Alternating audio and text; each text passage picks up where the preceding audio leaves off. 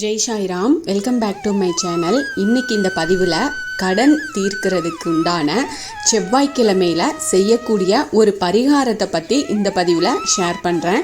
செவ்வாய் பகவானுக்குரிய கிழமையாக இருக்கிறது செவ்வாய்க்கிழமை. ஒருவருக்கு கடன் தொடர்பான பிரச்சனைகள் இருக்குது அப்படின்னா அவருக்கு செவ்வாய் பகவானின் அருள் இல்லை அப்படின்னு தான் அர்த்தம்.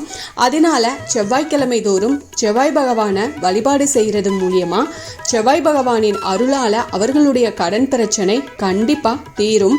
அதனால தான் செவ்வாய் பகவானுக்குரிய அதிபதியான முருகப்பெருமான செவ்வாய்க்கிழமை தோறும் நிறைய பேர் வழிபாடு செஞ்சுட்டு வர்றாங்க. அந்த வகையில் கடன் பிரச்சனை தீர்றதுக்கு செய்ய வேண்டிய ஒரு சின்ன பரிகாரத்தை பற்றி இந்த பதிவில் நாம் பார்க்கலாம். என்னோட சேனலுக்கு தொடர்ந்து சப்போர்ட் பண்ணுங்கள், லைக் பண்ணுங்கள், ஷேர் பண்ணுங்கள், கமெண்ட் பண்ணுங்கள், மறக்காமல் சப்ஸ்கிரைப் பண்ணுங்கள், பெல் ஐக்கானை கிளிக் பண்ணுங்கள்.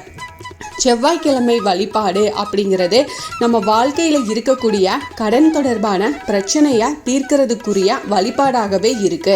அப்படிப்பட்ட செவ்வாய்க்கிழமை அன்னைக்கு நாம் செய்யக்கூடிய பரிகாரமும் நிறைய இருக்குது. கடன் தொடர்பான பிரச்சனை முற்றிலும் நீங்கணும் அப்படின்னா செவ்வாய்க்கிழமையில் செவ்வாய் ஹோரையில் பலவிதமான பரிகாரங்களை நாம் செய்கிறது உண்டு. அந்த வகையில் உப்பை வச்சு செய்யக்கூடிய ஒரு பரிகாரத்தை பற்றி தான் நாம் இந்த பதிவில் பார்க்க போகிறோம். இந்த பரிகாரத்தை செவ்வாய்க்கிழமை அன்னைக்கு இரவு வரக்கூடிய செவ்வாய் ஹோரையான 8 மணியிலிருந்து 9 மணிக்குள்ள நாம் இதை செஞ்சிடணும். இதுக்கு முதல்ல ஒரு சுத்தமான கண்ணாடி கிண்ணத்தை எடுத்துக்கோங்க. அந்த கிண்ணம் நிறைய கல்லுப்பை பரப்பி வச்சுக்கோங்க. அந்த கல்லுப்புக்கு மேலே பார்த்தீங்கன்னா 27 மிளகு தூவி வச்சுக்கோங்க. அதாவது மிளகு எடுத்துக்கிட்டு 27 எண்ணிக்கையில் எடுத்துக்கோங்க. அதுக்கு மேலே அங்கங்கே தூவி விடுங்க.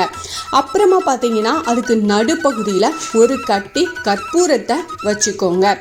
இப்போ அந்த கிண்ணத்தை நம்முடைய நிலைவாசலில் ஒரு மூலையிலையோ இல்லைன்னா குலதெய்வத்துக்கு அந்த முன்னாடி குலதெய்வம் படம் வச்சுருந்தீங்க அப்படின்னா அந்த படத்துக்கு முன்பாக வச்சிருங்க. இரவு முழுவதும் அது அப்படியே அதே இடத்துல இருக்கட்டும். மறுநாள் காலையில் இது எல்லாத்தையும் ஒரு சிவப்பு நிற துணியில் மூட்டையாக கட்டி கிழக்கு பார்த்தவாறு நாம் நின்றுக்கிட்டு நம்முடைய தலையை வலமிருந்து இடமாக 3 முறையும் இடமிருந்து வலமாக 3 முறையும் சுத்தணும். அதுக்கப்புறமா உங்கள் வீட்டுக்கு பக்கத்துலேயோ எங்கேயாவது ஓடுற நீர் தண்ணி போகுது அப்படின்னா அங்கே விட்டுருங்க. ஒருவேளை உங்கள் வீட்டுக்கு பக்கத்தில் அந்த மாதிரி நீரோடை இல்லை அப்படின்னு நினைக்கிறவங்க உப்பு கொட்டி வச்சுருந்த கிண்ணம் இருக்குது இல்லையா, அந்த கிண்ணத்தில் தண்ணீர் பிடிச்சி அதில் அந்த உப்பை மட்டும் கொட்டிடுங்க.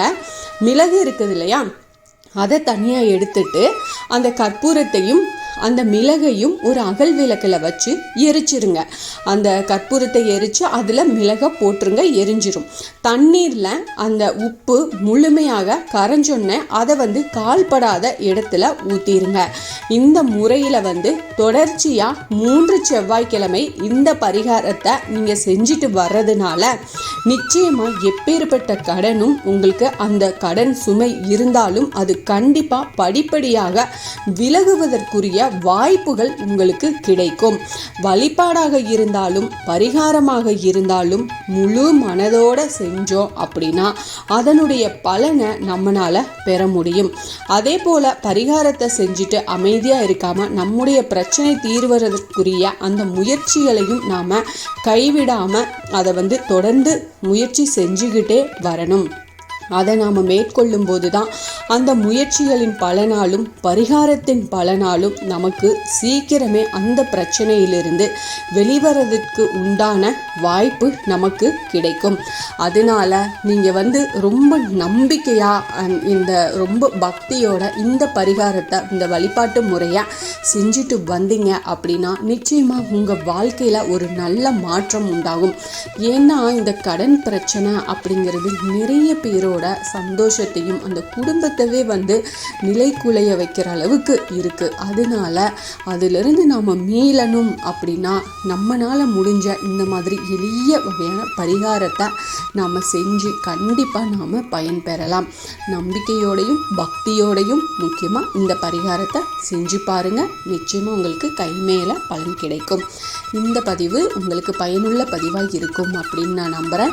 இதில் ஏதாவது சந்தேகம் இருந்தால் எனக்கு கமெண்ட்டில் கேளுங்க, நான் பதில் சொல்கிறேன். என்னோட சேனலுக்கு தொடர்ந்து சப்போர்ட் பண்ணுங்கள், லைக் பண்ணுங்கள், ஷேர் பண்ணுங்கள், கமெண்ட் பண்ணுங்கள். மறக்காமல் சப்ஸ்கிரைப் பண்ணுங்கள், பெல் ஐக்கானை கிளிக் பண்ணுங்கள். இதுபோல் எனக்கு தெரிஞ்ச ஆன்மீக பதிவுகள் உங்ககிட்ட நான் ஷேர் பண்ணுறேன்.